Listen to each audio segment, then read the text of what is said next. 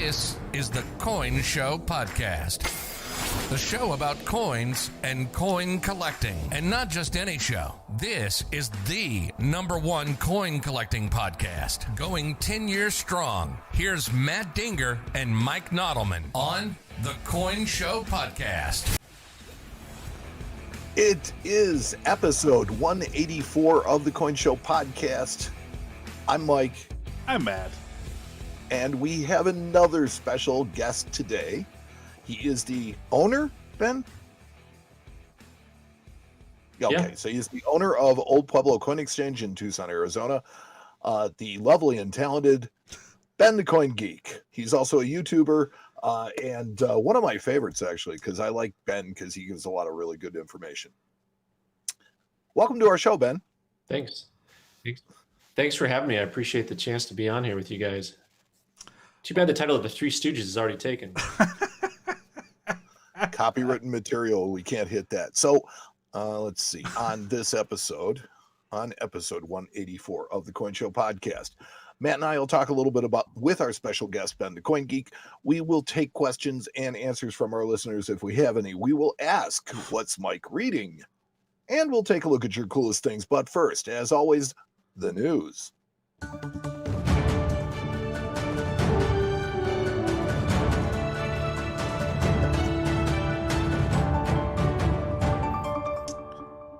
Now, Mike, you better have brought a good one this episode. That's all I'm going to say. You know, this, Ben, I don't know how familiar you are with the show, but this is Matt's favorite part of the show. Every time, I just love it. The news is brought to you by Is there money involved? All the time. The news is brought to you by erasers. Life sucks, and sometimes we make mistakes. If your mistake was made with a pencil, then you're in luck. We can help make it all go away. We're erasers. Well, what about the erasable pens? Don't those count? You know, they wrote the copy. I just read it. There you go. That's all I can say. See, Ben's got one. Does that thing double as a stylus? Well, it's a stylus that I hope doubles as an eraser. Okay. Probably not for long. Oh, let's see. Pcgs has certified the Fenton Farouk 1933 Double Eagle. I watched. So this is I have an office pool going about this coin, I think. Yeah, this is the only privately legal example of this coin to own. It has a lot of history and a really great story behind it. Yeah. I mean, it's probably one of the most famous American coins out there. I mean, probably arguably the most famous American coin and the rarest for sure. So what's your office bet? We have a pool as to what this thing's going to sell for. To the closest 1/10,000,000. Is that right? And how many people are in this pool? I'm thinking. Right now, I think there's 10 of us. So. Okay. That sounds like. Do you have to pick a slot, or do you put a number on it? It's going to be blind. It just, you put a number on a piece of paper, and if they tie, then you split it. But it's pretty boring, pretty mundane. But it's what coin nerds do. Where you don't actually pick a number. No. You pick a number, but you write it down on a piece of paper, and then after everybody's entered, then you can put everybody on the board.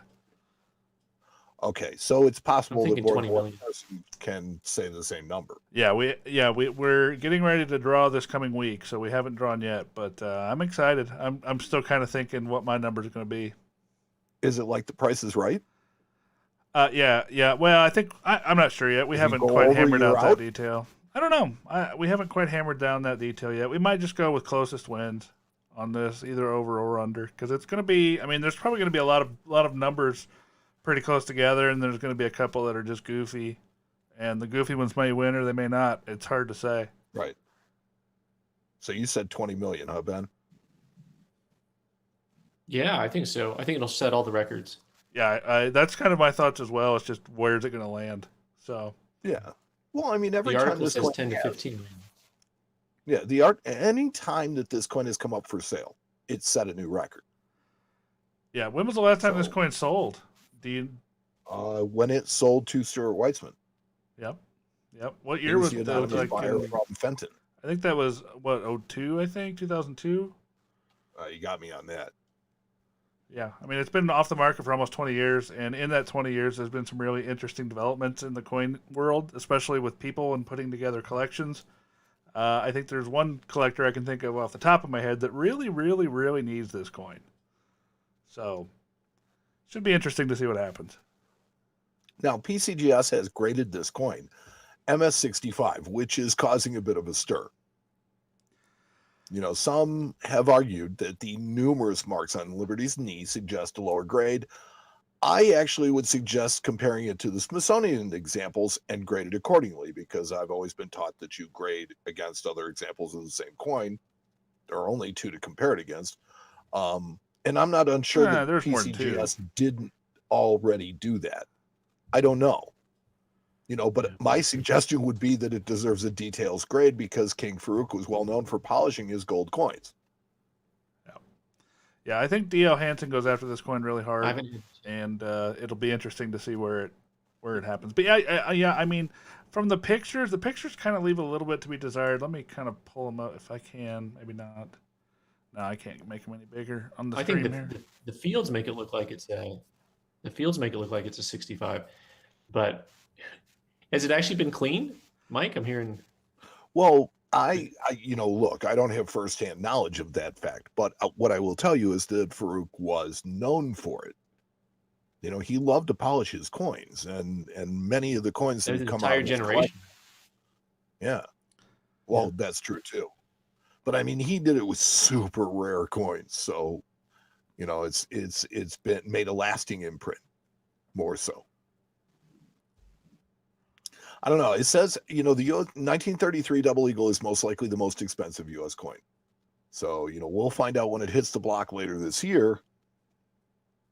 Ben said 20 million. So since he was bold enough to put a prediction out there, and let's see, what did the last one, the highest coin sold for, what was it, 10 million? The Brasher doubloon just sold for a little over 10. Yeah. Okay. So if that sold for 10, then this one's going at least 15. I'm going to say 18. Okay. Well, I might be the crazy guy, but I think it's going to go for just a pinch more than 20. We'll see. We'll see what happens. Okay. No, I'm with you. 20 to 25.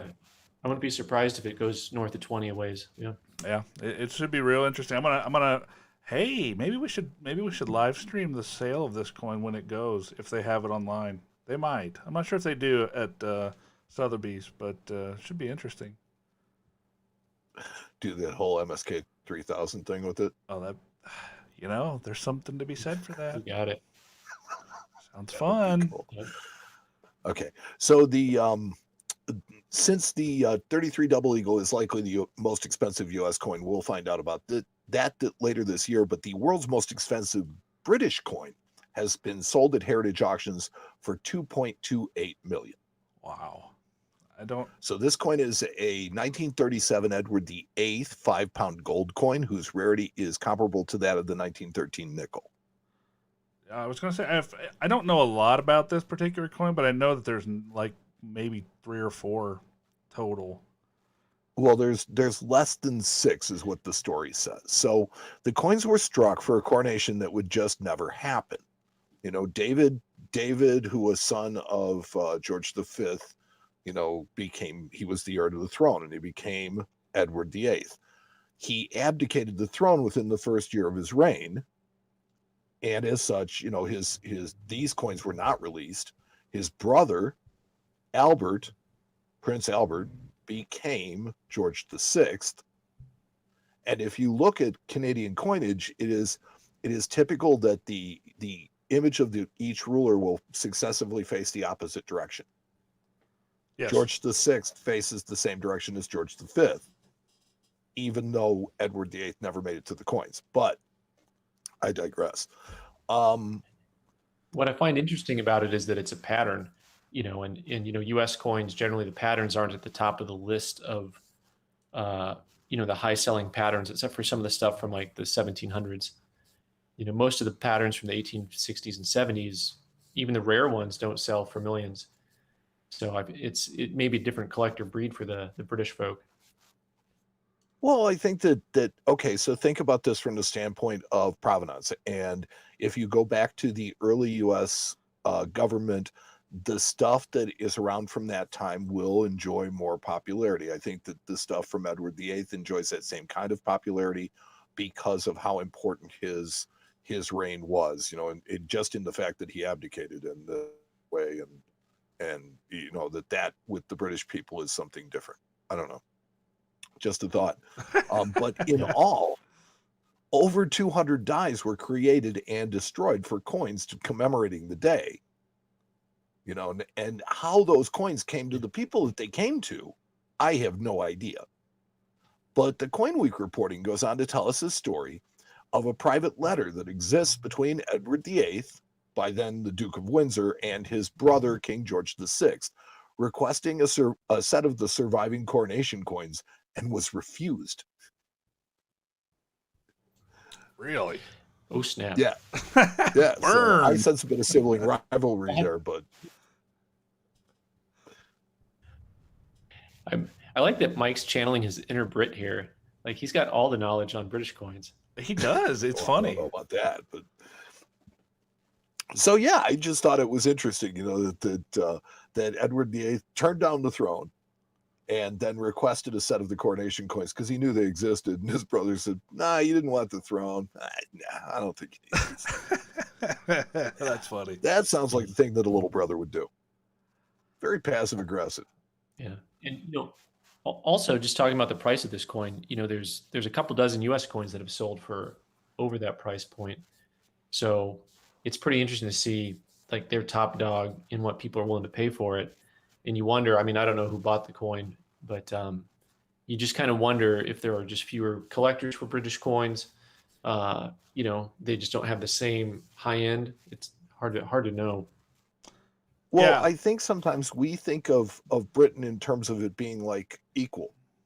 And the fact of the matter is that the population is much smaller, the GDP is much smaller, and the number of millionaires is smaller. So the pressure on rarities there is going to be less, I think.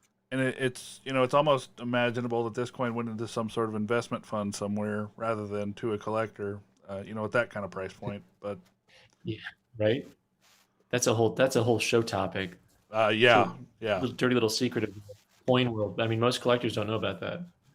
Yeah. I mean, there's so I'll kind of break it down just ever so slightly for some of you guys that don't know about this. But there are a lot of funds, a lot of hedge funds that go out and buy this kind of high power stuff and just put it away with the plan of selling it down the line to make money for their fund. So it's something that a lot of these coins probably do end up going there, especially the ones that you just don't see again for a while. They either go to a collector who doesn't want to be known, like the 1933 Double Eagle, or they end up in a fund somewhere, just kind of creating wealth for folks that don't. I guess I don't want to be that rough, but they end up just creating.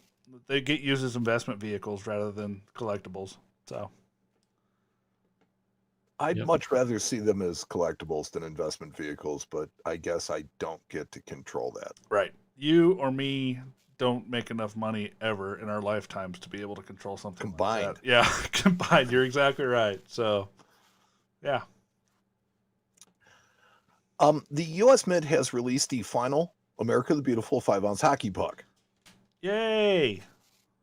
Is that a yay or one of these? I sensed that there was some sort of. I sensed there was some sort of sound effect coming. This coin honors the Tuskegee Airmen of World War II who helped win the war overseas, and then came home to fight another war due to racial segregation in the South and discrimination in the United States as a whole. Ben, you know a lot about this series. You know a lot about the 5-ounce coins. Can you help us to understand how these are priced? Which, if any, are better than others? What you think the future is for these coins as far as collecting? Is it bullion or a collectible? And do you think that there's a future for 5-ounce silver coins from the U.S. Mint? in chronological order of your questions. Let me see if I can tackle some. Hope it's not too much to throw on you at once. I mean, it's... No. So the 5-ounce series, I really like. I think a lot of them have relatively low mintages. I think at the current market rate on the secondary market, most of them you can pick up. Most of them are trading at a premium over silver. You know, you'll still pay $30-$40 an ounce for individual pieces. But one of the interesting things is that the gray sheet is way off on these. A lot of the gray sheet prices are close to just bullion or melt value. But if you look at the actual trading value, as you look at them in the open marketplace, you'll see a lot of them selling for $275 instead of, I mean, I actually think that the Mint is selling these at a reasonable level compared to the market for a lot of the different years that are out there. Long term, I like them. I grab a couple here and there for my kids that I'm just going to tuck away. Rarity, I mean, the ones that are real popular, the Volcano, the Hawaii coin, that Volcano coin, it is hot. They've got them selling anywhere from, I think, $400 to $600 on that particular issue. So there's definitely some demand. Other ones, issue or the bullion issue? Yeah, I'm trying to remember which one's more expensive. One of them trades, the bullion issue, I think, trades at $400, and the mint issue trades. The mint issue one is the one that has the mint mark on it. The bullion issue does not. But some of the early issues, it's hard to tell the difference. But the later issues, it's easier to tell because they all have, the mint issue has a nice matte finish to it. And it comes in a nice big black box. And it was like the first year they came out, they had, I don't think they had the holders complete for some of those things yet. But anyway, I think it's a fun series. I think that most of the coins that don't look good on a quarter in your hand, when you get that big 5-ounce hockey puck in your hand, a lot of them look really nice. Yeah, I almost think that. some of them are. Yeah. I would love to see him take this new commemorative quarter that's coming out, the circulating quarter, with Washington crossing the Delaware. I want to see that on a 5-ounce. I agree. I would like that. I think that'd look good. But they won't do it because we like the idea. Well, right. Probably not. I mean, I have gotten used to the idea of the quarter so much that yes, the Washington crossing the Delaware would appeal to me. Or here's another thought: is maybe you do 5-ounce innovation dollars. Yeah. Nobody's paying any attention to the innovation dollars right now, so it's like, here, let's put another vehicle out there. 5 ounces of what? What's an innovation dollar? Silver. It's the wrong color. It's not even, wouldn't even look like the coin. Oh, whatever. But the 5-ounce pieces, which are huge, are also just a quarter. They're legal tender. They're 25 cents. Yeah, correct. So, I mean, maybe they'll be the wrong coin color if you put a. Some of the designs on some of the coins are pretty nice. I wouldn't mind seeing him take designs that are popular and just making a 5-ounce version in general. I think that would work out pretty good for a lot of different U.S. Mint products. What about a 5-ounce peace dollar, Morgan dollar? They're doing the 2021s. You know they'll sell. That's what I'm saying. You could. Oh yeah, the 2021 series. That whole series is going to be popular. I mean, the feedback I'm getting from people is they can't wait for that commemorative to come out. At $70 a pop though, with like 6 or 7 different varieties, it's cost the average guy a lot of money. They're gonna rack it. Yeah, but I mean, think about what the average collector of Morgan silver dollars or peace dollars spends on a just kind of a mid-level mint state coin. They're going to spend the same thing on this coin. So yeah, so we'll see. Should be interesting. Yeah. The United States Mint has sold over 212,000 of the 2021 mint proof sets so far. So this set costs the same as last year, but contains fewer coins and has no special West Mint coin. And yet, sales appear to be close to normal, only down slightly from last year. You're just trying to make me angry tonight, aren't you? Yeah, I am. Whatevs. They still didn't sell 500,000 sets last year. So they make 25 million 2009 nickels, and people lose their minds, right? But 500,000 proof sets gets a yawn. Yeah. Yeah. You can get yourself a happy birthday coin set there, Matt. You'd like that, wouldn't you? You guys are picking on me tonight. How about a nice 2021 proof Silver Eagle? quietly, the next quarter program is sneaking up on you. Speaking, yeah, this is really going to feed right into this. I almost missed this too. Do you remember us That's talking gonna about the explode. Circulating Collectible Coin Redesign Act in February? Vaguely, very vaguely, yes. It authorized a redesign of all U.S. circulating coin denominations for the semi-quincentennial in 2026. Wonderful. But apparently, it included a program for the next 4 years. How did we not And this, catch according that? to the Coin World article, quote, to mint and issue $quarter coins in commemoration of the ratification of the 19th Amendment, granting women the right to vote. The design of the reverse of each coin shall be emblematic of the accomplishments and contributions of a prominent woman who was a resident of a state, the District of Columbia, or a U.S. territory. So are we getting a whole nother state program? Each state's Yes, gonna. sir. Oh my god! This one focused on women. No, It's not the topic I don't but like. it looks because... like it's only for a few years. Well, here's what they say, and this is why it only says 4 years, right? So the 2026 quarters will also have 5 designs, one of them focusing on women. But then in 2027, they go right back to the series. So it's going to be interrupted by the 2026 quarters. But no, they're going to do all 50 states and all 6 territories. How many times is this now? I quit counting. This is the third. This is the third time around. It feels like 100. It's okay. See, now you're starting to understand why old men are crabby. I'm not even old, and I'm crabby about this. Oh, you're working on it. You're definitely working on it. It's just So- this. I love coins, but So the series, it's not just one series though. If you look at it, it's not every state, because it says that it's going to be the women on quarters is just a 3-year program. Well, And no, then it's a they've 4-year got the program. 250, It's 22, 23, 24, and 25. So it's which a is 4-year program. times 5. Right, that's 20 coins. I think you have 50 states, but I could be wrong about that. No, you're correct about that, since you live in the one that was added as the 48th. So, That's right. So what's going to happen is after the 5 quarters for the semi-quincentennial, they're going to go back to this program. They're going to finish the designs. They'll finish it off.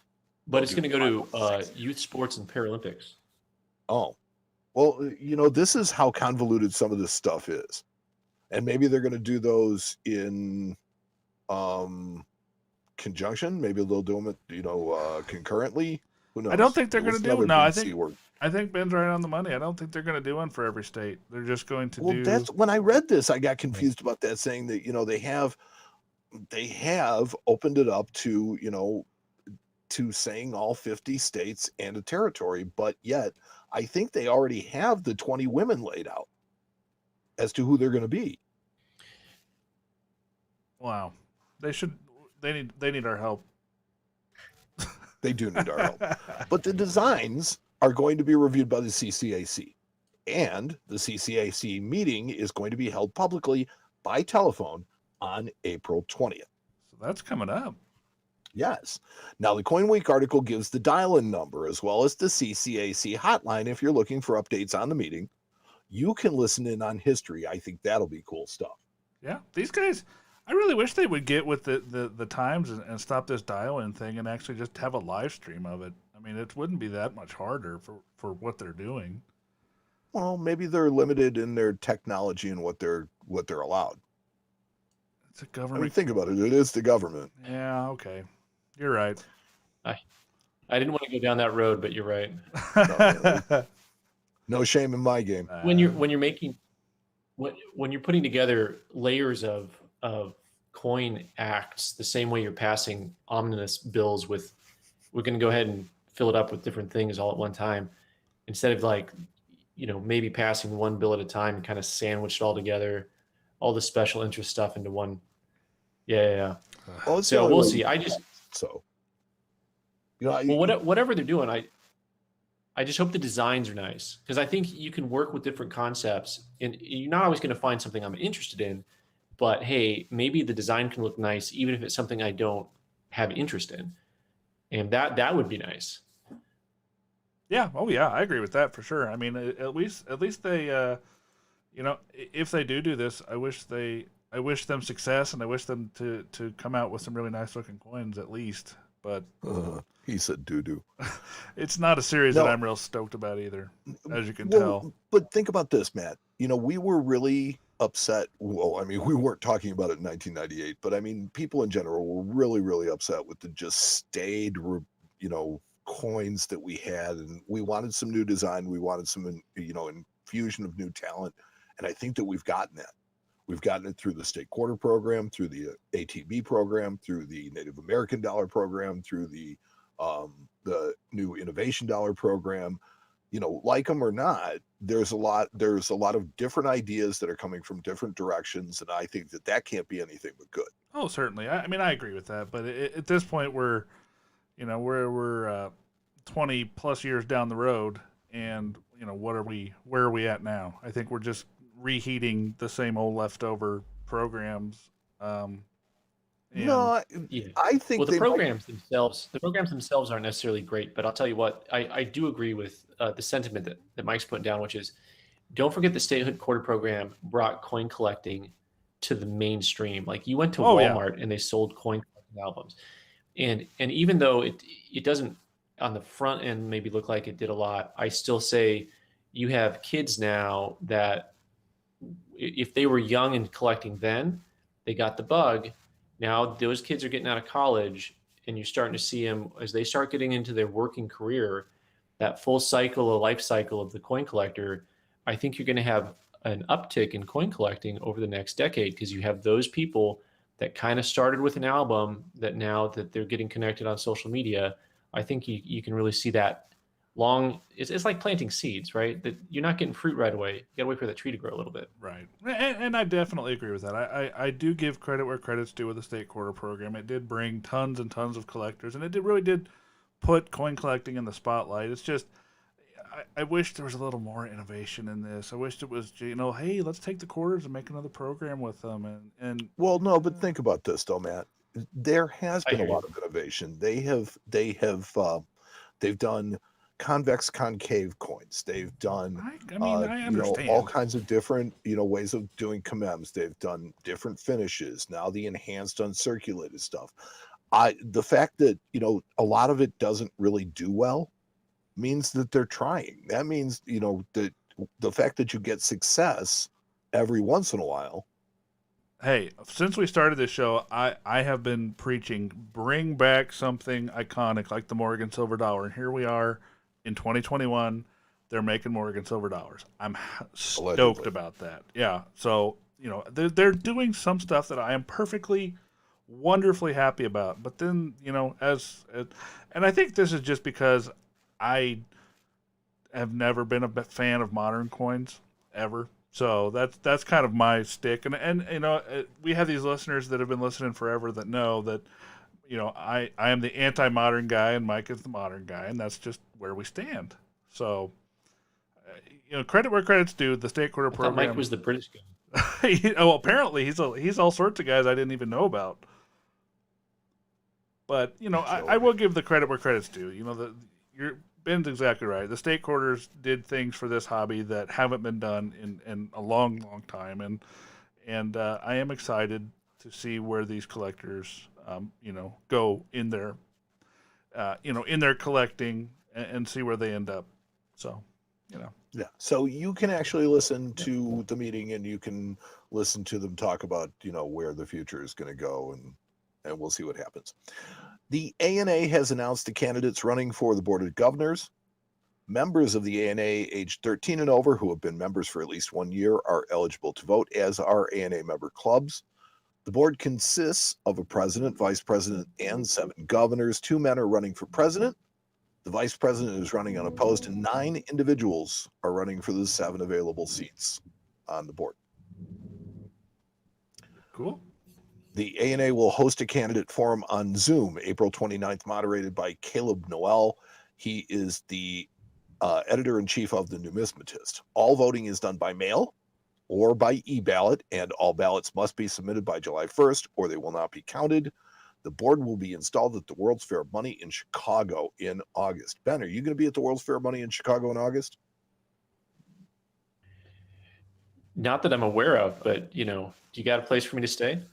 Oh, I live in Chicago, man.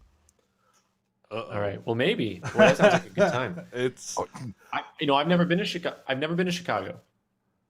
So it's a maybe great time. Chicago is a beautiful city. Don't listen to anything they say about it. I love Chicago too. Yes.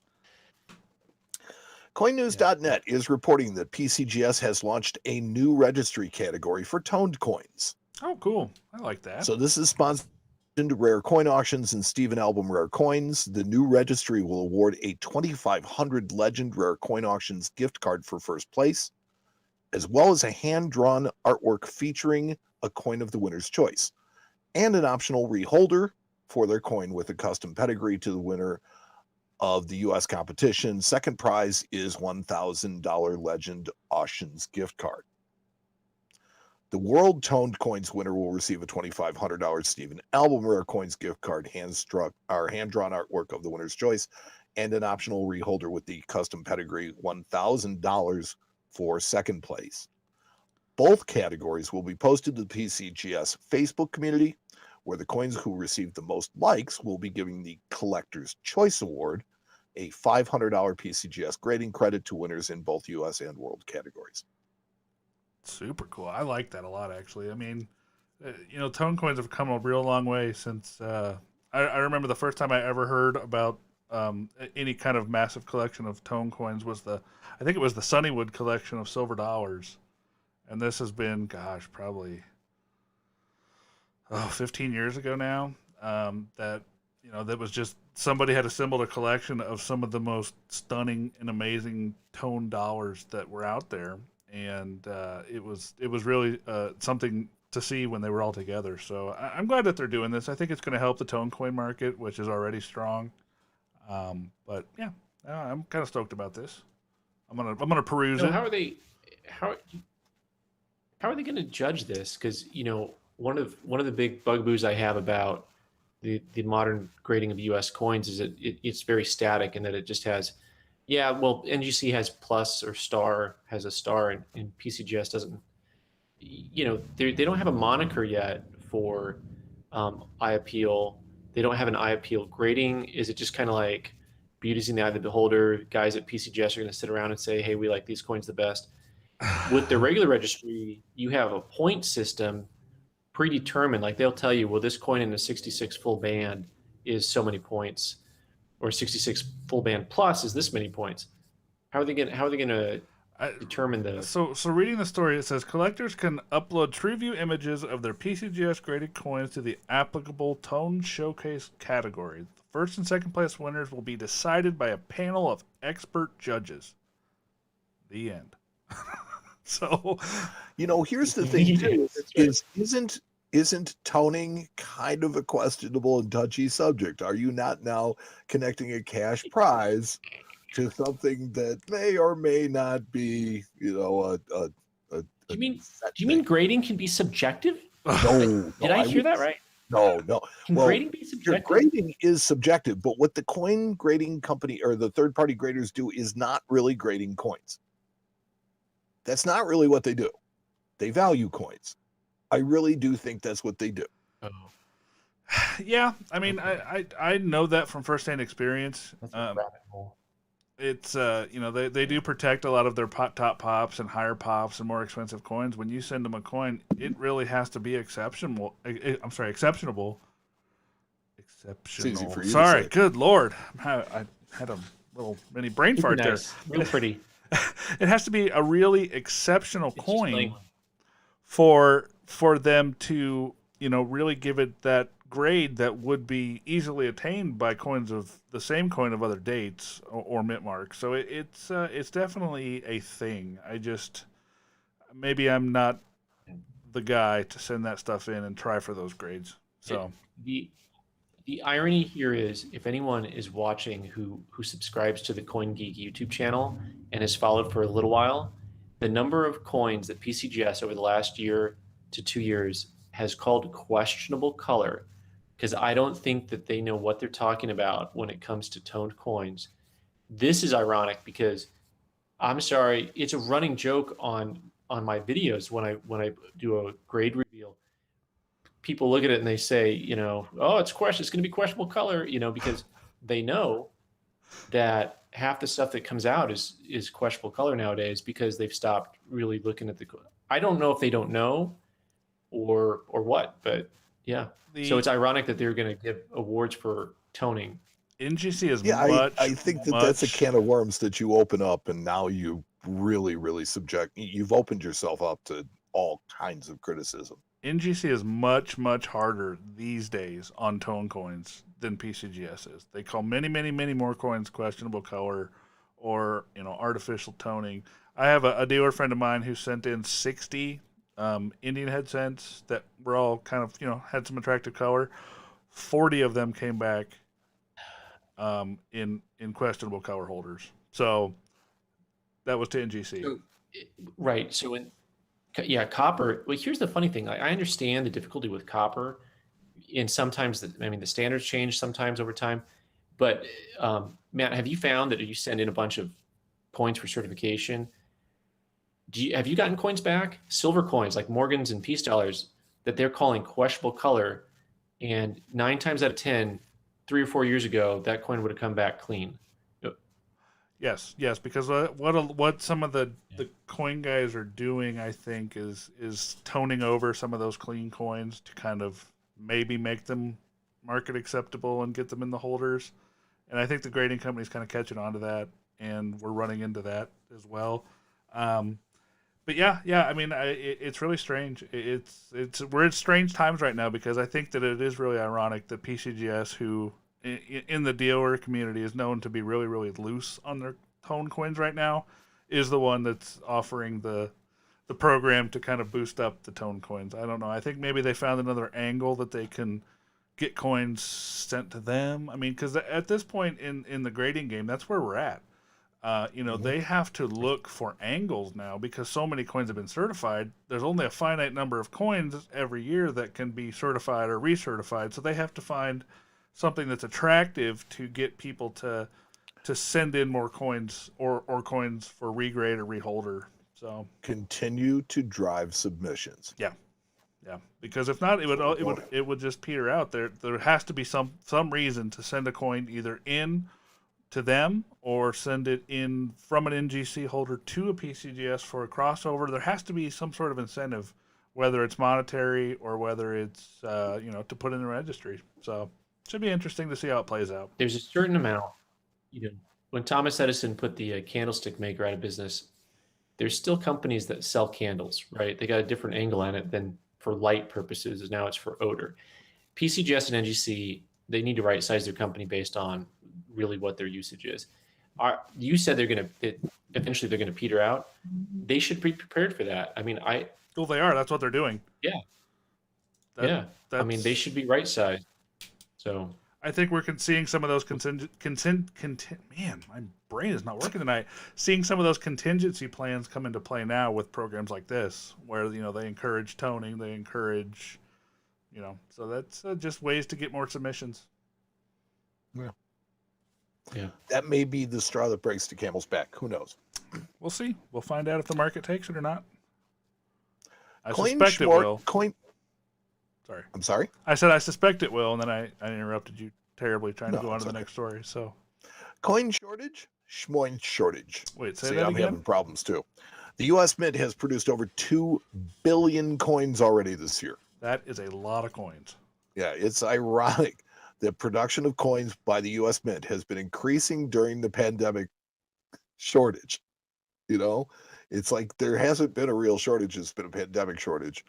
But that's been proven to be a circulation problem. Yeah, it's a distribution People are not problem. recirculating their coins. They're just kind of icky about them right now. Isn't that funny? Isn't that funny how we talked about this before? With the Incuse gold coins, how people thought that the germs would get stuck in them. But, that period was just after the Spanish flu epidemic in 1918. So they were still conscious of that, and they were still thinking about that. And It's just interesting how that kind of translates even to modern days with this. That's okay. 14 years later, they wouldn't even have gold coins. Well, I know that, but you know, you have to think about No. that. That was the No, it is funny how Mike just said that 14 years from now we'll no longer use coins. I heard him. That's it. Oh, we will see. He is Nostradamus. I'm something with a big nose. Let's see. This year's production was a bit under last, but there is plenty of time left to strike as many as they want. So, who knows? I think it's ironic that that they've made so many coins already this year. And last year, they had to cope with COVID and the new restrictions and stuff like that, and yet they made more coins than they made the year before, and the year before. So that's just kind of. It's interesting, isn't Yeah, it? but coins weren't circulating because people weren't circulating. I mean, in some states, I still talk to people if they're in certain areas. I mean, they haven't gone to buy something with cash in a year. So all of that change is also not circulating where people would go and circulate stuff. So it's a combination of things. It's not just that the coins aren't circulating as people. It's like everything else in the last year. There are simple explanations to the fact that the pandemic has caused distribution problems more than anything else. The product might be there. It's not like in the coin collector market, we're having distribution problems because of the lack of coin shows. There's people are having shortages even of collector coins, but it's not like the collector coin market disappeared. Those coins are out there. They're just not circulating. Yep, that's right. No, That's I couldn't exactly agree more. That's exactly 100% right. I'm a perfect example of it. I work in a big city, and things here have been locked down more than they haven't. And to be honest with you, it's like I haven't really used cash. I have this little thing where I put away a brand new coin when I come across it in my change for kids, for years from now, if they want to collect something and they can't find a certain date, they can't find a certain coin. It's like I take brand new pennies, brand new nickels, brand new dimes, brand new quarters every year. You see it when it's, that really fresh, bright coin, and I put it in a baby food jar. And every year I started on a new jar, and I've got them going all the way back to the 90s. And so I've got those for kids in case they ever want this stuff, in case they ever need it. 2020's jar is like super empty. There just is almost nothing in it because during the time when the coins actually started coming out, I was nowhere to be found as far as talking to people and dealing with change and money. Yeah. So yeah, exactly right. And finally in the news, a rarity in the world of currency. 2 packs of $1 Federal Reserve notes were sold at Stack's Bowers Las Vegas auction. They may be the first of their kind. Okay. So an astute employee at the Federal Reserve Bank of Richmond saved the 2 packs of singles, which include a block rollover pair. Okay, so like from an A to a B block. One pack started with serial number 99999901A. The next pack started with 0000001B, which means that the last bill in the first pack has a serial number of solid 9s. Cool. So that's really cool, actually, because they have a lot of different. Man,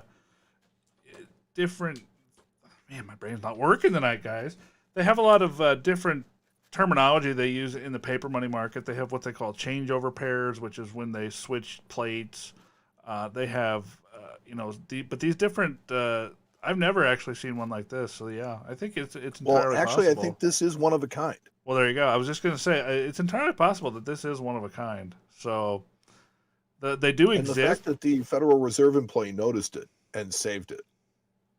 So the serial number with the solid 9s has been certified by PCGS Banknote as superb gem uncirculated 67 premium paper quality.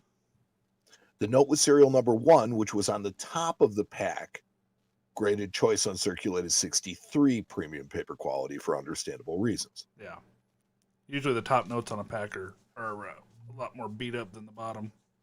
Well, yeah. I mean, they're going to actually see wear, right? Well, the bottoms will, but not on the face of the note. Yeah. Only on the reverse of it. So What do you think something like this would sell So for? did the U.S. Mint? Oh man. Go ahead, Ben. Well, you've got your solid nines. You got a solid seal. You've got your serial number 1, Mm-hmm. and then you have the rarity of it being a changeover pair. So I know their estimate, I think they said, was pretty high, like 20 to 30,000. It seems that seems high to me, but yeah, I'd say easily the 15 to 20,000 range, because those two notes by themselves are going to be, $5,000 to $7,000 type notes probably. Yeah, I agree. And you couple them together with the novelty of the rest of it. It's really going to be a winner for somebody. That's what. If I worked at the Mint, do I get to pick stuff up like that? Like that's. I was just thinking this that. wasn't the Mint though. This is a guy who worked at a Federal Reserve Bank. Okay, well, so it's a bank. It's money goes in there, money goes out of there. It's not like the Mint where money goes out of there, to the Fed. Okay. Right. He's looking at millions of dollars. Yeah, he's looking at millions of dollars of currency every day. Yeah, and he increases your odds, I guess, of finding something. Oh, absolutely. And he was smart enough to save both packs, because here's the thing: is I think it is really interesting to note that the second pack is really what drives the value on this. So there was, as comparison, a single solid nines serial number pack from Richmond, series 1963A, that sold in the same sale for $15,600. Wow. Okay. This pack with 2 packs, so it had Shakur, it had the solid nines and the pack with 1, 2, 3, 4, all those, which are all going to be valuable too. The lot sold for $31,200. So a $15,000+ premium because it had both packs. Wow. That's crazy. Should be interesting. I love the. I mean, I've just recently gotten into some serial number stuff with notes, and so this is intriguing to me. I thought you were going to say that was my first purchase. I just bought those, and that's what's hanging up on the wall behind you up there. Yeah, no, I encased them both in lucite, and I'm using them as paperweights. Oh God. Now you're going to make me mad. All right, so that's the news. And the news tonight was brought to us by Erasers. Life sucks, and sometimes we make mistakes. If your mistake was made with a pencil, then you're in luck. We can help make it all go away. We're Erasers. You're listening to the Coin Show Podcast with Matt Dinger and Mike Nodelman. That was a very lengthy news segment, fun. but I really enjoyed it. Yeah, heck yeah. I have to say, I really enjoyed having Ben around for his commentary. That was great.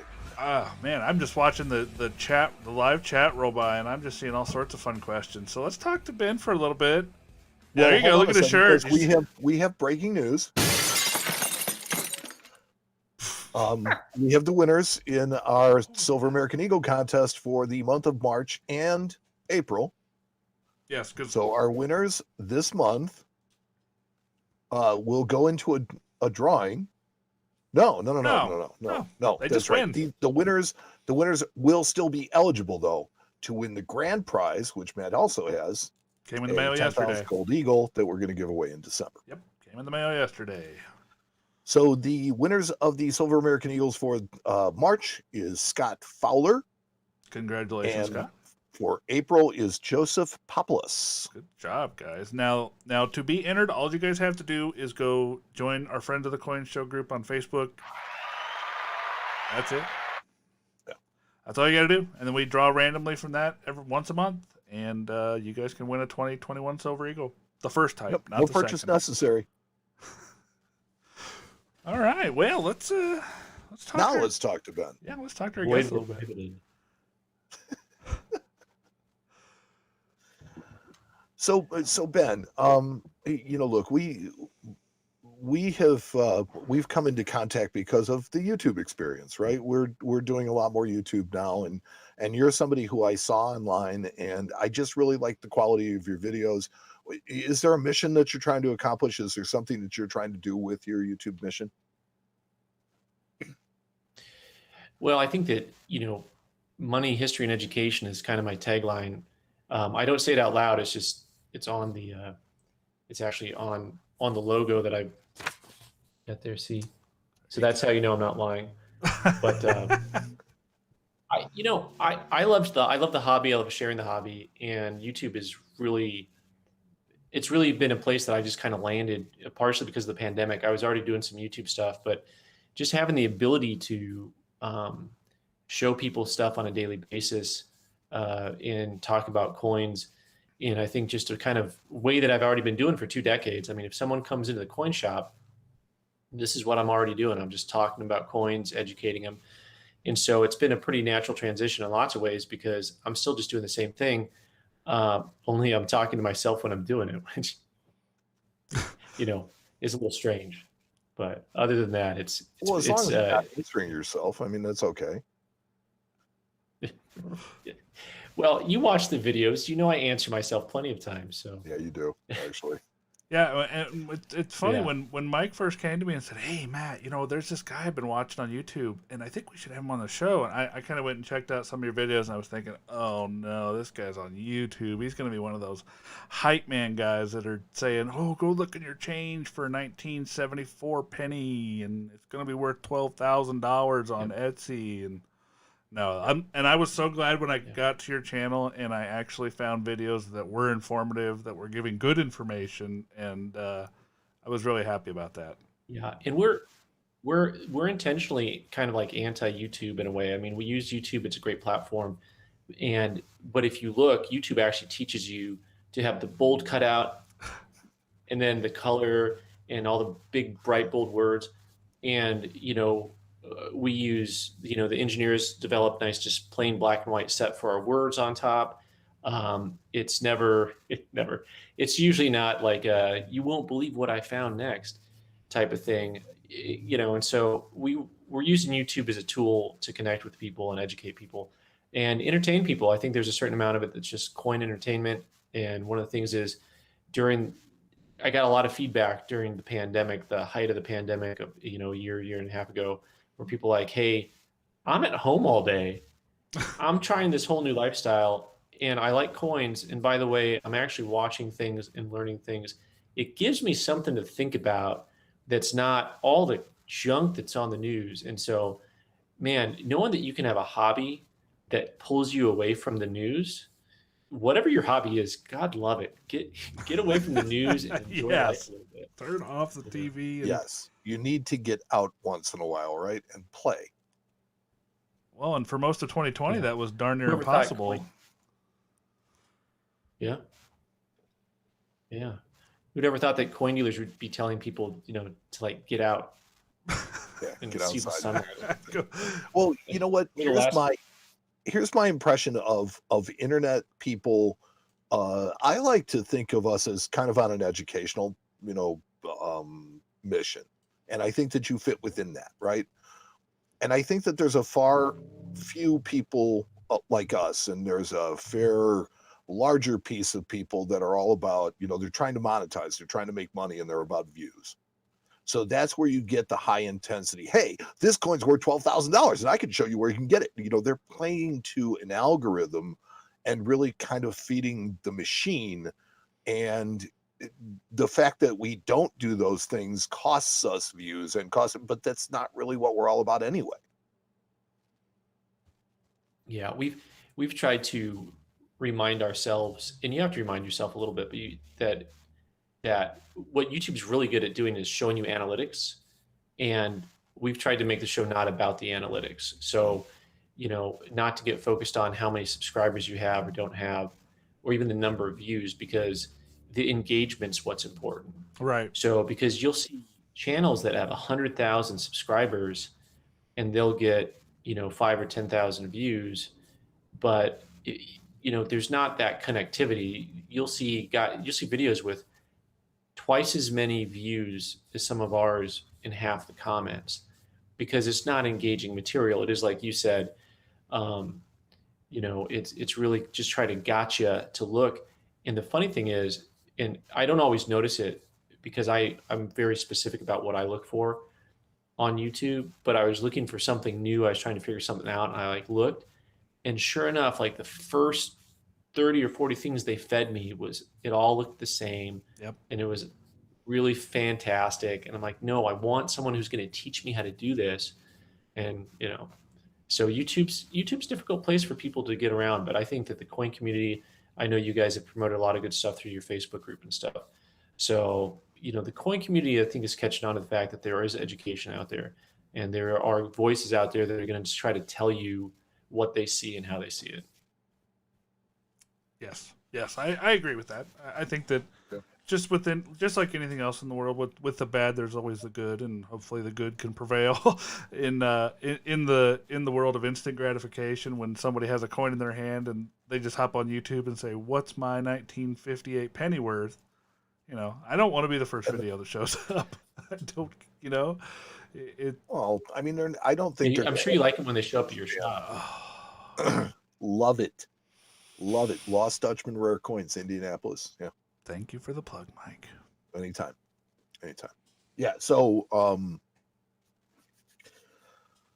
let's see. So, do you have any future plans? Are you branching out more? Are you planning any new things coming up? My biggest problem is I have more ideas than I have time and manpower to go through with. So, I mean, we were talking about this a little bit off there before the show, and just, there's work involved to make, have a new video come out almost every day.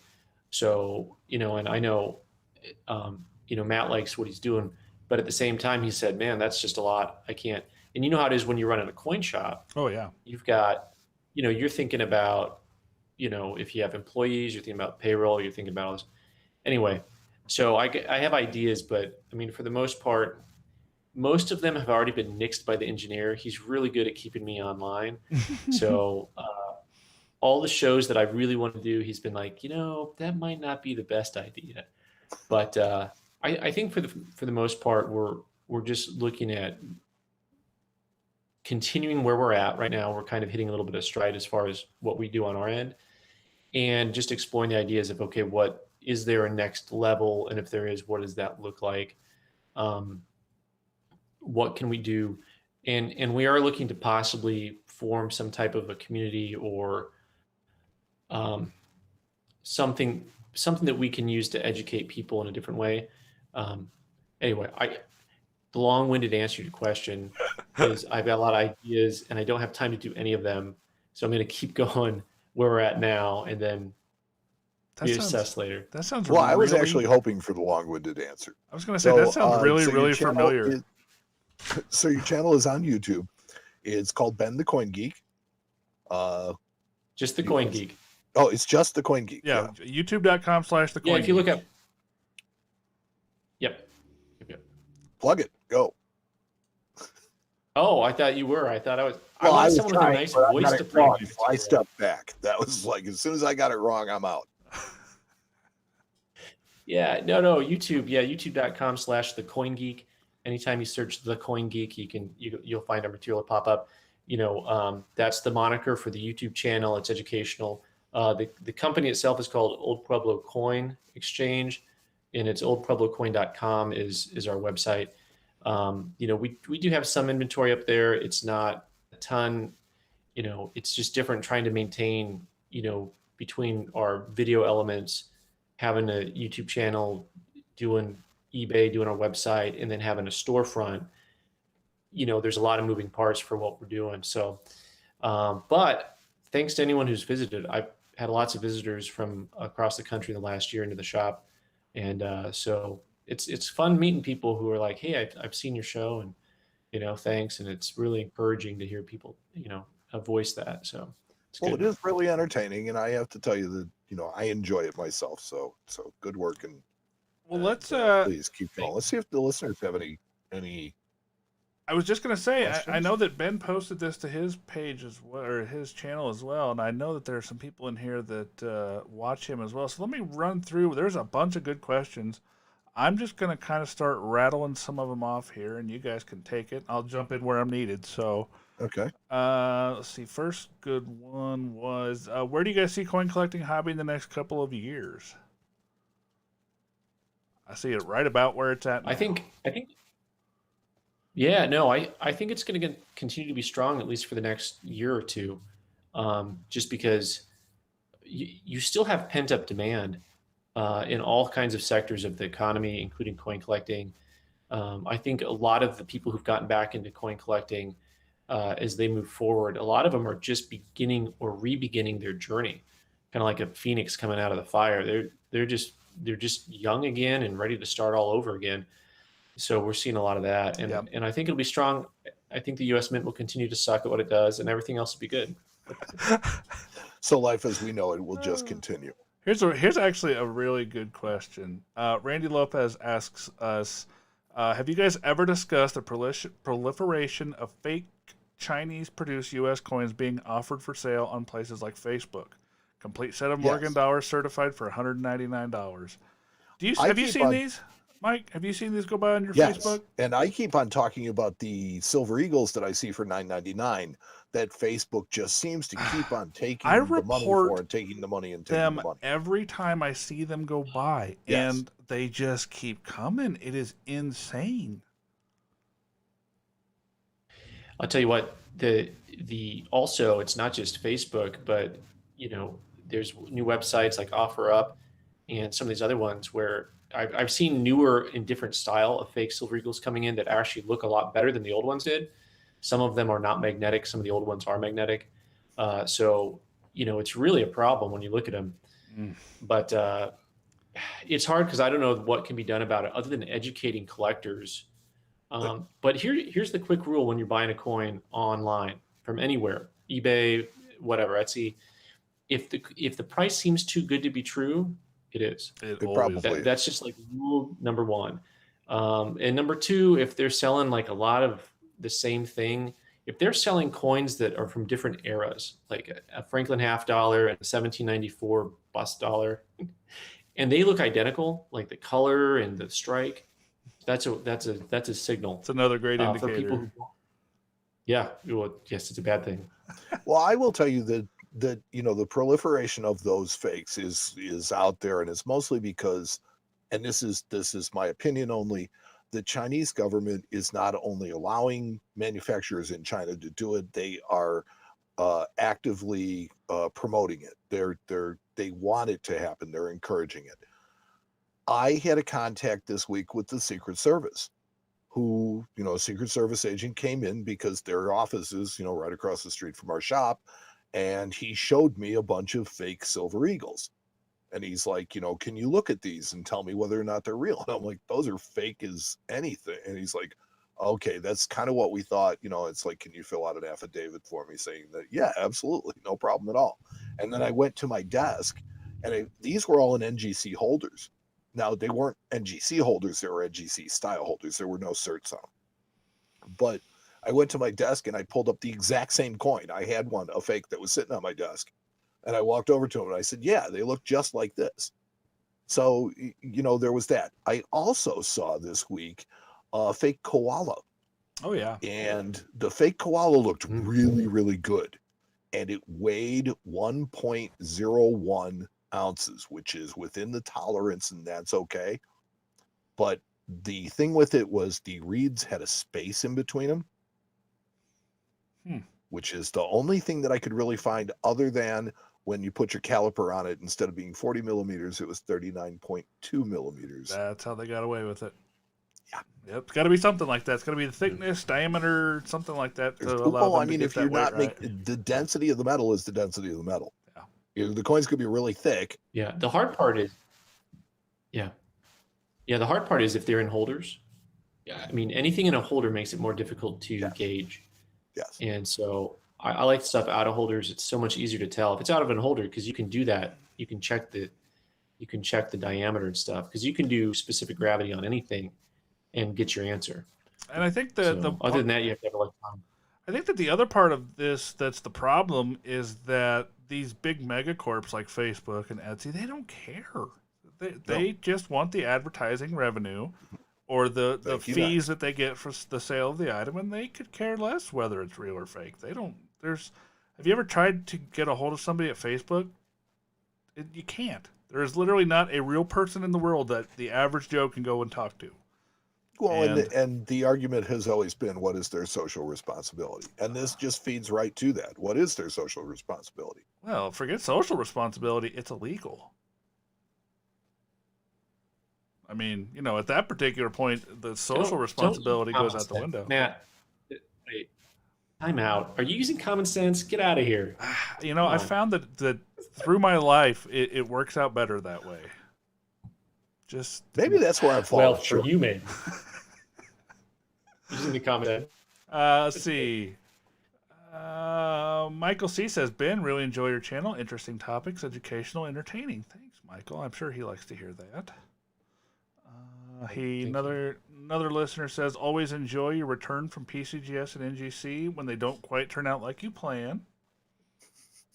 That's always fun. Seems like people like to grind your gears about that, but I have to say that those videos are numerous and they are quite entertaining. So we've had several comments from our listeners that they love seeing your videos on Crackout. Tyler says he likes your Geeks Crackout and resubmits. That's always good. Yeah, the Crackouts are fun. I bet those are easily always the most popular thing that I do that people really enjoy, and they kind of grew from the fact that I'd always liked cracking stuff out and resubmitting it anyways. I saw the challenge in it. I thought, there's challenge, there's profit, there's all those things. There's the ego of trying to be right. But, what I try to educate people on is that, people tend to gripe about the grading companies a little bit or a lot. And that's an easy target. But I really want people to realize that there are opportunities out there. There are coins that are, I think, clearly undergraded, just like there are coins that are overgraded. And, it depends on what type of a day the grader is having when they look at your coins. And so, I think that for me, it's, there's a challenge in it that's fun, and it's totally entertaining for the viewer too. Because, by the way, some of them turn out good on our behalf also. They're not all bad and me getting angry and trying to make up new language. No, but there's enough of it. It's kind of like watching Matt and me grind his gears about modern stuff. There's a certain amount of sadism that's out there that people just like it for entertainment's sake. And somebody just commented as well that the follow-up to the Facebook thing is it illegal for the seller to sell fakes on Facebook, or is it illegal for Facebook to feature sellers of fakes? It is illegal to sell the counterfeit coins. And by Facebook facilitating them selling the counterfeit coins, they do have some liability in that particular situation. I'm sure it could be argued in a court of law that they have some responsibility, but at the end of the day, it is the actual sellers of those coins that are breaking the law. Right, and that's what I was getting to with the argument about social responsibility. Right, and there's a few layers to it too, though, because are you talking about individuals who are just posting stuff on, Etsy or OfferUp or Facebook? But that's different than, because there's no advertising dollars involved for Facebook in that. But when you have Facebook running ads, the little pop-up window ads for a company that is clearly selling stuff, I mean, you can look at the first photo and that's where there's some type of a problem where you look like, okay, I understand Joe Schmo trying to rip somebody off, but their inability to, I don't know. It's probably unrealistic for us to think that they're going to monitor. But it's basic. They're not coin collectors. It's basic. I mean, no, but at the same time, let me take it from this standpoint. You shut down this one place because they've been reported as selling fraudulent stuff, and then you get an application for basically the same thing from another company, and the ad is exactly the same. I was just going to mention that. Every time I see these, the domain name is different that they use to get you to go buy them. It's a different company, but it's the exact same ad. Yep. The answer is always education. The Yes. answer is education. The more people that know something isn't right or real, the better, the fewer, because if those guys don't have a market to advertise to anymore, that's what does it. What I don't want to see happen, because what we're doing right now is we're going down the hall that leads to litigation or legislation. Yeah. Legislation you don't want. And here's why, because you end up with Minnesota laws which drive all of the coin dealers out of the state. Yep. Like literally, like people don't know this, that because they're trying to protect people from these, all of a sudden what you do is you make it illegal to be a coin dealer. You know, I mean, so it's a sticky wicket, because I always want to find a positive answer instead of letting politicians solve it, because politicians don't solve your life. You do. Yeah, that's true. That's very true. No, So that's agreed. Yeah. Okay, well, let's see. yeah, I think I want to get real quick to what I've been reading. What have you been because reading, I just wanted to really quick. I have not got reviews or anything yet, but there are two things that I received this last week. Okay. One is a story. It's called The Penny's Thoughts by Tommy O'Shaughnessy, I think is how it's pronounced. Sometimes all you need is a change of perspective. This is just a story about a penny and its life through, and I've been told that it's just an enjoyable read. Cool. I also received the latest book in the Bowers series from Whitman Publishing, and it is on continental currency. Okay. Is it a reference book or is it a? Yeah, it's one of the red book with the gold, bottom. I think it's number 25. Ben's going to get it right now. He's got it already, I'm sure. Here it comes. There it is. See? Oh, continental currency and coins. There you go. So Ben is clearly. I got your reading back, that as Mike. well. Thanks. Ben's reading that one as well. So that's just a quick report on what I'm reading. You can expect some feedback on those books coming shortly. Okay, well, since that was the fastest What's Mike reading section ever, do we want to go on to the coolest thing? I think so. And not our coolest thing. No. Your coolest thing. So let's get this pulled up. Let me get where I need to be. I need to hit this button right here. Yeah, there we go. Here we are, guys. So I'm going to go ahead and start here. I posted this, again, in Friends of the Coin Show Podcast Facebook group. If you want to have your coins on the show, this is where you need to be. And you can also win 2021 silver dollars or a 10th-ounce gold eagle just by being a member. So come hang out with us and join in the fun. So here we go. Let's take a look at the very first one. Dave Nelson shows us a Norse Metal VF20 PCGS CAC, and it's a thick version. I had never seen one of these until I started working at Burke. Well, we talked about it before. Year that I've been there, I saw both a thick and a thin. The Norse Metal is one of my favorite numismatic related items. One of mine too. I actually had one with a hole in it on the chain for years. I like it. The commem that never was. Favorites? Yeah, I mean, I found out the history later about what Matt was just saying, the commem that never was. Just like Minnesota dealers getting kicked out. It's a Minnesota thing, right? So I love the design and the fact that it was, not round. It's just a great looking piece. Well, Dave's throwing a bunch at us. He also has a PCGS MS65 1925S California. It's got some really pretty obverse rainbow toning. Maybe he'll submit that one to the toning registry. And it has a little bit of reverse toning too. So just like a lot of commems you see, has some attractive toning.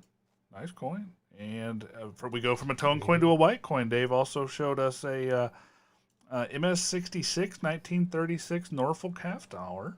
Or as the Norfolk? as the locals call it, Norfolk. Norfolk. Wow. Norfolk. Sounds like something I say when I stub my toe. Something like that, yeah.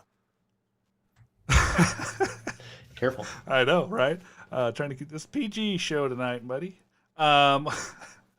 Let's see. Andrew Craig says, I have not received this yet, and it's horrible grade. But this is what I assume to be my first counterstamp coin. And he posted a picture of an 1835 large cent. Looks like it has seen better days. It's kind of pink, which means it's probably been cleaned on. But it does indeed have a counterstamp. Shows the letters G and E on the obverse, and then a G on the reverse. Definitely a counterstamp, and cool. I love counterstamps. You can assume no more. That is a counterstamp coin. OG. Yeah. Yeah, it's an OG coin. Yeah, there we go. Oops, scroll down too far. Sorry.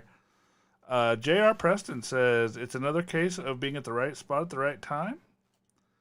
Bought a 1908 No Motto St. Gaudens and a 1911 D. Very cool, very cool. They bought them for under melt. Well, that's a heck of a deal then if you can buy that. Yeah. Nicely done. Yes. Let's see. Well below melt. Here's one that your boss might like. Leonardo posted, finally managed to pick up my Julius Caesar denarius. I'm quite sure that my boss would very much appreciate that coin. Yeah. This is the one from right before the Eidmar. I have one, not this particular Julius Caesar denarius, but I have one laying on my desk right in front of me just as an aside. It's kind of funny that he posted that. Jack Young. Probably one of my favorites from this round of the coolest things. Oh, yeah. Jack's always posting fun things. Yeah. He says... Yeah, well, he knows what I like, and that's half cents. Well, you know what's really funny is... I'm going to explain something here in just a second. One of my favorite coins from my collection, XNGC, now in the new PCGS holder. They both saw it pretty much the same way. Jack Young is an expert on modern cloned counterfeits. And in his opinion, and probably mine as well, these two coins are both counterfeit. Though they do reside... Well, I believe this is the same coin, isn't it?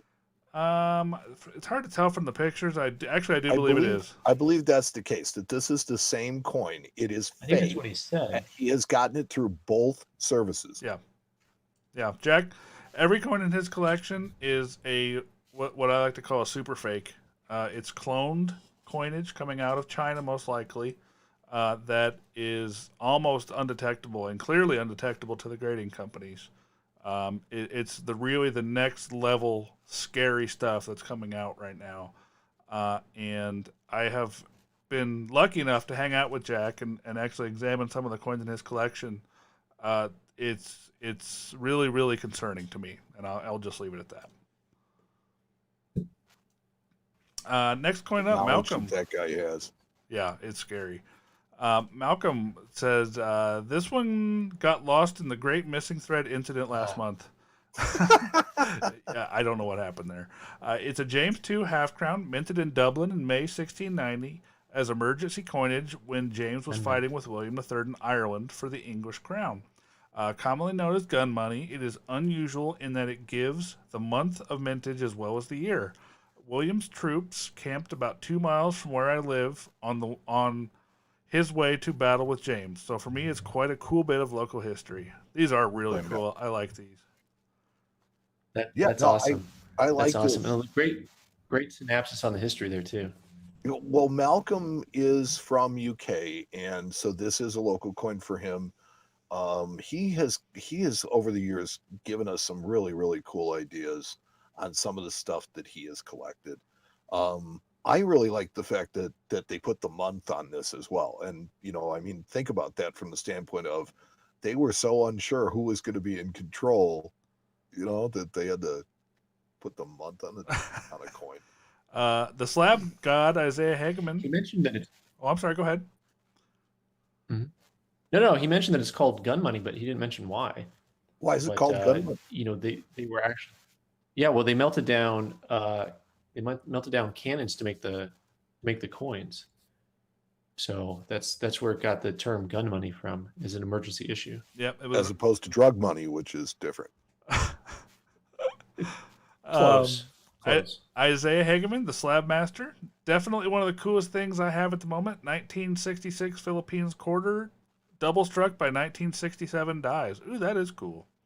And that is one of the coolest, but you have to wonder how it happens, because it's a this is a Philadelphia mint issue, so and they minted it both years, so clearly a coin wound up in a bin of blanks, or was but helped the along. fact that it wasn't overstruck, it was ejected and off center struck, like almost one of those things. It's entirely possible that this was helped along by a enterprising mint employee. I'll just leave it at that.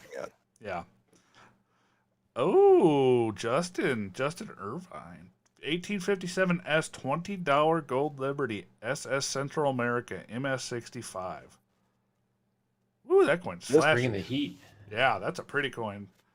This coin has seen more of the world than most people. And it has seen more of the ocean than I care to admit. Well, it's seen the bottom of the ocean, and who wants to see that?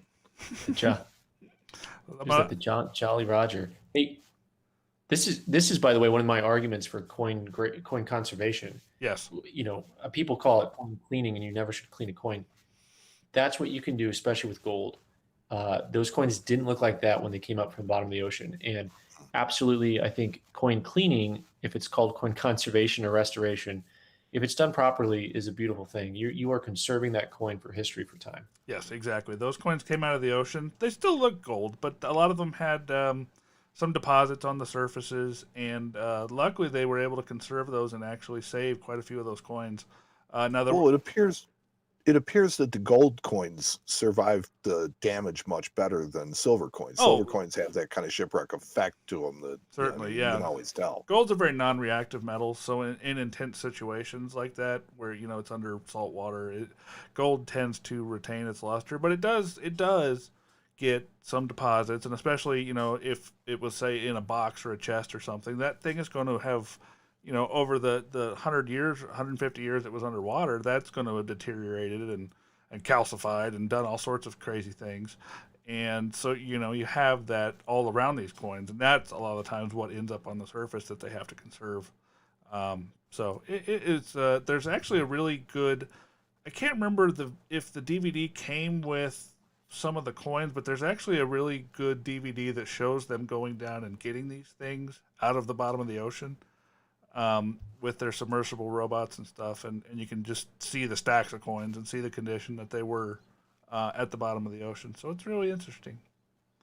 Yeah, I think I've seen that video. Excuse me. Jeff brings it every episode with yes, he does a proof Indian had sent another just amazing blue coin, and they're all blue too, which is really fun. The newest toner. 1885 Indian head penny, proof 66 brown. Just love proof Indians, he says. Well, it's hard. When are they going to start making a blue label? I mean, for pennies, it's like, okay, there's a listing for red, brown, red, brown. Right. You need blue. That's funny. Just call it blue, rainbow. And I'm sorry, this is my own personal prejudice. But every time I see a blue copper coin, I think it has been dipped in coin care.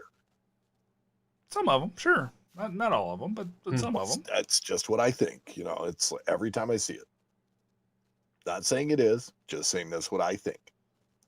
Let's see here. Ben Post, a 1935E inverted back silver certificate graded VF30 EPQ by PMG. So basically, printed in coin. That's cool. That is cool. So this sheet was fed in. I'm trying to remember the order they print these in. Down. Yeah, it was fed in upside down at some point. So the first printing is the reverse. The first printing is the reverse. The second printing is the obverse, and the third printing is the seal and serial numbers. And I will more frequently see a note with the third print missing or the third print on the reverse than I will see an inverted reverse. That's a very technically rare error. It's a type of thing that you don't see as often. It's hard to catch because a lot of people don't flip them to look. But that's a great error. But now you just mentioned something that really makes me think, Ben, because you noted correctly that they print the reverse first, right? So they flipped this when they printed the obverse first printing, but they kept it flipped when they did the second printing. Is that because of it's because it's in a stack? That's got to be because they stay in the stack and then they get printed. Yeah. Okay. Huh, cool. Because I was going to say that's two distinct processes. Wouldn't that be much less possible than? But I guess not.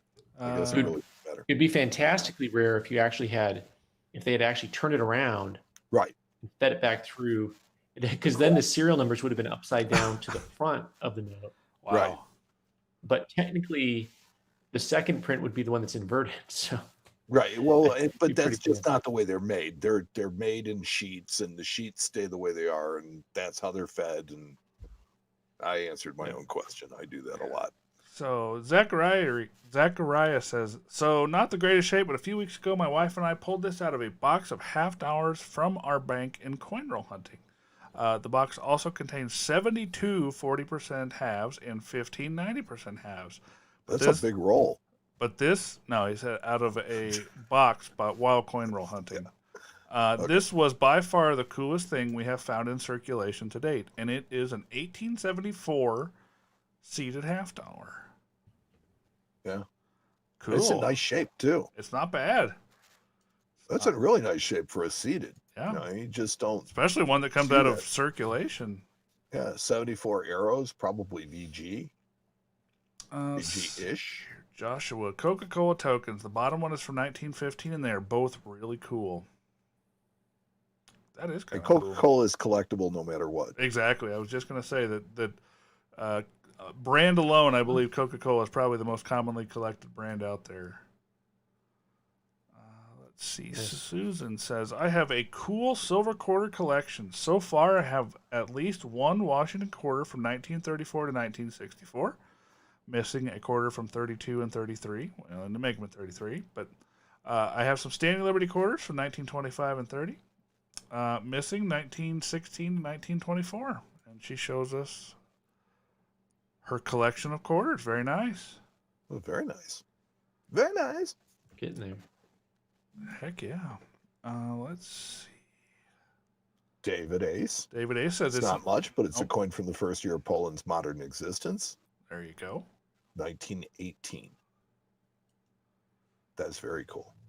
Joe Bohannon up next. Oh, Joe's bringing it too. I asked on a show a while back about building an early proof set, and Mike recommended doing them slabbed. I just completed this 1937 set in Gem or Better. I like the Buffalo, which is proof 67. Well, heck yeah. Who doesn't like a proof Buffalo, Joe? Come on. Proof Buffalo, Proof Merc, Yeah. Proof Walker. Let's take a look. There's a Yeah, he's getting after it. yeah. That's bringing it. That's some good stuff. Now you got to go for the 36. Yeah, that's fun. That's fun to go and do. I'm always happy for people who can put together a little bit more expensive stuff. And some of that stuff it's harder to find than it is expensive, if that makes sense. I mean, finding nice quality proof coins from that era, it's not as easy as you'd think. You can look at a lot of coins, but finding actually a nice one sometimes can be the hard part. Yeah, and it's not a matter of your pockets running out. It's a matter of the coins just not being available. Joshua Steele says, so this isn't my coin, but it did walk into a coin club meeting. Ooh, 1921 Peace Tower. NGC Proof 64 Satin. Wow. Okay. There's always someone at a coin club. Man, I don't even know what that's worth. I don't either. I was just sitting here. Grand? I don't know. I'm going to pull up CoinFacts and find out the mintage on those if they even Like know I've it. seen, you'll see proof Morgans, Right. but that is cool. Yeah, Proof My Peace goodness. Towers, there are really none that we, especially so 21. Think about it. It's like they were made in a 2-week period in December. There are no known proofs. Apparently there are. It must have been the first couple of strikes. But You don't know the mintage? 10. 4? 10. 10. Okay. But think about this. Okay, so this is what I want you guys to think about. So think about the guy who has this coin raw and is telling somebody, I know it's a proof, man. I know And the last one of these that sold, Whatever. there was one. exactly. How much of that is he going to get? Wow, there's one of these that sold in January of 2021 in 64, which is what this grade is as well, for $198,000. I think your 25 There you grand go. was a little low, Wow, that's a heck of a coin. A lot low. but you had to have some room to make money. So I don't. Corey says tough. 19. With all the times I have to crack it out and resubmit it a few times, so it's going to cost money. Yeah, gotta make videos, right? Let's see here. Corey says, tough 1929 Type 2 $5 National to round out my small-sized Toledo, Ohio typeset. It's taken me a few years of searching, but this one turned up at an antique store. Really? That's kind of cool. It's not something you unusual. Not something you find at an antique store if you've been looking for a note for years and just have it pop up. Well, I guess it is sometimes. That's the way it happens to me sometimes. So, Ash Dobbs says, William, the 4th proof Mondi 4-pence from 1831 NGC proof 64 cam. This is from the Coronation proof set, I believe 100 to 150 minted. Nice. Cool. We're get the rare coins coming out tonight, guys. Vintage of 10, 150. Got some beautiful tone stuff. Yeah. Cool. They're bringing it tonight. I love it. I love this segment. Yeah, this is become my new favorite segment of all time. Yeah, I'm definitely on board with this. Bob Brock had it for a while, but recently reading an article about the overdate, pulled it out for a viewing. Still a hint of some luster on it, and one of my faves for the series. He shows us 1942 over 1 dime and PCGS XF45. And the Philadelphia one is the one that you see so much easier. It's massive. I mean, compared to the Denver, that's the naked eye variety, the 42 over 1. It's like the appeal of the 55 double die is the fact that it's just so blatant. Again, another naked eye variety. It's one of those that you don't even need a glass to see. You just have to look real close, and there she is. No, if you need a glass, it's not a 55 double die. Yep. Joseph Horseman, my first seated dollar and my first New Orleans mint coin, shows us an 1860 $0. Interesting. Very nice. Let's see here. I can't believe how many people participated. I was just looking at this. This is a marathon segment to go with a marathon show. That's right. Why not? My coolest thing is I walked into a local bookstore and was surprised to find the Cherry Pickers Volume 1 6th edition sitting there on the shelf needing a new home. Now it's back through my mint sets I go. Very cool. Cherry picker. That's right. Nice. That's hard to do. That's right. Isaiah had to just show us another one because that's just the way it is, right? Following up on several other national notes, here is mine. Lone Pop 1 of this type at PCGS. And I know where this bank used to be, the building, while now a different business is still standing. This is the American National Bank of Grand Rapids, Type 1, $10 National, 1929. Very cool. Karen shows us her latest purchase, a 2015 W March of Dimes silver dollar with a baby on the back. Very nice. And, here we go. Last but not least, Mark Schuer says this is a 1910 100 Russian Ruble note. It must have been brought here with my grandfather's family around 1920. Family legend is that when these became worthless, one of my relatives wallpapered a closet with them. It's very large and not worth much in its current condition. Yeah, I like these notes. They're super cool, but he's right. They're very, very common. But he shows a picture here. They're absolutely gigantic. They're 10 inches across. The artwork.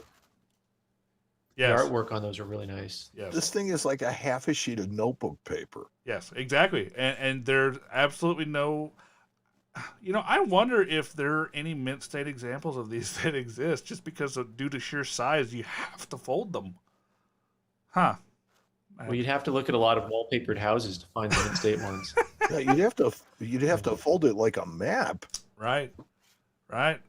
All right, Have guys. you seen some of those early wallets? Yes. Well, that was it. You guys are awesome. Thank you so much for participating in this segment. Again, my favorite segment.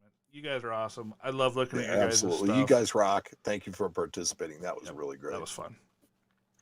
All right. Awesome. Well, so I think, we've taken enough of this man's time, but now I want to tell you, I want to say thank you, Ben, for coming on and being a guest on our show. This has been a really great experience. You've been an awesome guest, and we really, really appreciate you having you on.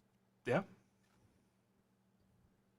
Well, thanks for having me. This has been fun.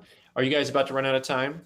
No, we've got all night. Are you? No, because no, I don't have all night because I have an alarm that's probably going to go off in about 10 minutes, but I was going to ask if you guys have do you guys have the bet going this week on who had the nicest thing walk in the shop? Or is that was next week. But I know, I do know, hold on. Okay. I do know, because I have it set up here, that you also have a coolest thing that you want to talk about. So let me get that pulled up for everybody here. Go for it. Wow. Let's see this thing pop up. So I'll tell you, I know you guys have some fun stuff that show up. This is a Teddy Roosevelt autograph on a White House card, and the whole thing is framed up. You know, and that's a pretty cool piece. That's something that, depending on, you know, the buyer and the seller, it's probably, you know, $2,500 range type item. But there's only so many presidents that really, to me, captivate a lot of people's mind, right? I mean, and Teddy's one of them. Yeah. So, you know, so I really like the irony, of course, he's to me is the Roosevelt that I think is more iconic, although he didn't get on a coin. The other one did, but you know, neither here nor there.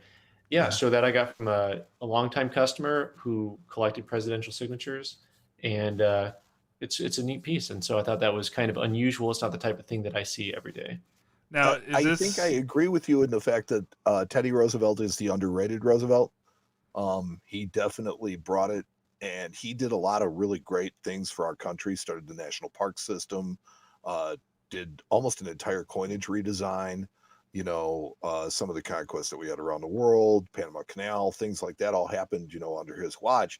And, you know, Teddy Roosevelt was, you know, a really dynamic guy. I think that it's interesting that not only was he popular in his time, but history has also looked at him very favorably. Yeah, because you never know.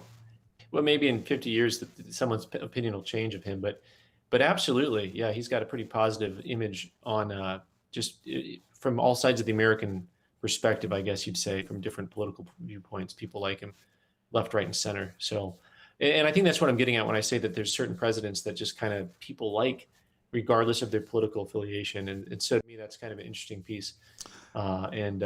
It won't compete with whatever you guys got in, but I'll have to watch next week, and everyone else is going to have to watch next week. That's right. You're going to have to tune in. You can see what they bring. Now, I think I'm probably thinking what everybody else is about to ask.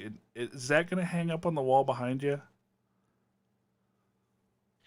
I don't know. I have a couple customers in mind for it, but it might. It would look pretty good. So you can see I have some things here, but you know, hey Matt, it only costs money, so it could be yours. Apparently, I'm coming to Chicago this fall, so I mean, is Ohio anywhere near there? No, it should be. Mike and I both attend that show. We're gonna actually. I would really love to get a bunch of creators together and have a little do something there. Yes, have a little get together. Cool. It'd be fun. We'll have to talk